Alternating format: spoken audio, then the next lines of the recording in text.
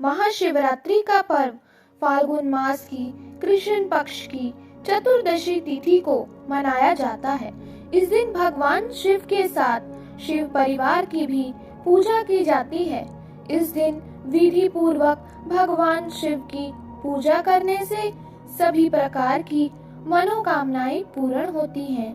आइए सुनते हैं महाशिवरात्रि व्रत की कथा। शिकारी चित्रभानु को साहूकार ने बंदी बना लिया।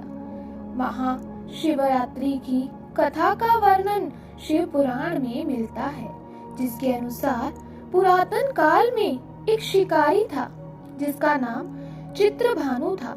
यह शिकारी एक साहूकार का कर्जदार था। कर्ज ना दे पाने की स्थिति में साहूकार ने उसे एक शिव मठ में बंदी बना दिया। संयोग से जिस दिन से बंदी बनाया उस दिन महाशिवरात्रि थी। साहूकार ने इस दिन अपने घर में पूजा का आयोजन किया। पूजा के बाद कथा का पाठ किया गया।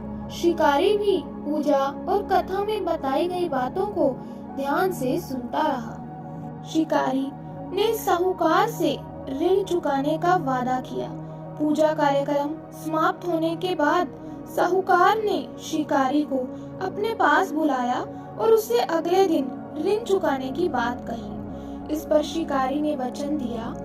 साहूकार ने उसे मुक्त कर दिया। शिकारी जंगल में शिकार के लिए गया। शिकार की खोज में उसे रात हो गई।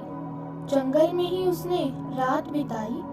फिर शिकारी एक तालाब के किनारे एक बेल के पेड़ पर चढ़कर रात बिताने लगा। बेल पत्र के पेड़ के नीचे एक शिवलिंग था जो बेल पत्रों से ढक चुका था। इस बात का शिकारी को कुछ भी पता नहीं था। आराम करने के लिए उसने बेल पत्र की कुछ शाखाएं तोड़ी। इस प्रक्रिया में कुछ बेल पत्र की पत्तियां शिवलिंग पर गिर पड़ी। शिकारी भूखा प्यासा उसी स्थान पर बैठा रहा। इस प्रकार से शिकारी का व्रत हो गया। तभी गर्भिणी हिरणी तालाब पर पानी पीने के लिए आई। हिरणी को शिकारी ने जाने दिया। शिकारी ने धनुष पर तीर चढ़ाकर हिरणी को मारने की जैसे ही कोशिश की, वैसे ही हिरणी बोली, मैं गर्भ से हूँ, शीघ्र ही बच्चे को जन्म दूंगी। तुम एक साथ दो जीवों की हत्या करोगे, यह उचित नहीं होगा। मैं अपने बच्चे को जन्म देकर शीघ्र ही तुम्हारे पास आ जाऊंगी, तब तुम मेरा शिकार कर लेना। शिकारी ने तीर वापस ले लिया। हिरणी भी वहां से चली गई। धनुष रखने में कुछ बिलव पत्र पुनः टूटकर शिवलिंग पर गिर गए। इस प्रकार उससे अनजाने में ही प्रथम प्रहर का पूजा पूर्ण हो गई। कुछ देर बाद एक और हिरणी उधर से निकली। पास आने पर शिकारी ने तुरंत ही धनुष पर तीर चढ़ाकर निशाना लगा दिया। लेकिन तभी हिरणी ने शिकारी से निवेदन किया कि मैं थोड़ी देर पहले ऋतु से निर्वित हुई हूँ, कामातुर विरहिणी हूँ, अपने प्रिय को खोज रही हूँ। मैं अपने पति से मिलकर तुम्हारे पास आ जाऊंगी। शिकारी ने इस हिरणी को भी जाने दिया। शिकारी विचार करने लगा। इसी दौरान रात्रि का आखिरी प्रहर भी बीत गया। इस प्रकार भी उसके धनुष से कुछ बेल पत्र शिवलिंग पर जा गिरे। इस प्रकार उसके द्वारा दूसरे प्रहर की पूजन प्रक्रिया पूर्ण हुई। इसके बाद तीसरी हिरणी दिखाई दी जो अपने बच्चों के साथ उधर से गुजर रही थी। शिकारी ने एक बार फिर से धनुष उठाकर निशाना साधा। शिकारी तीर को छोड़ने ही वाला था कि हिरणी बोली, मैं इन बच्चों को इनके पिता को सौंप कर लौट आऊंगी, मुझे अभी जाने दो। शिकारी ने ऐसा करने से इनकार कर दिया। उसने बताया कि दो हिरनियों को मैं छोड़ चुका हूँ।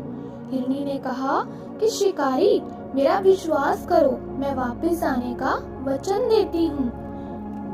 शिकारी को हिरणी पर दया आ गई और उसने उसे भी जाने दिया।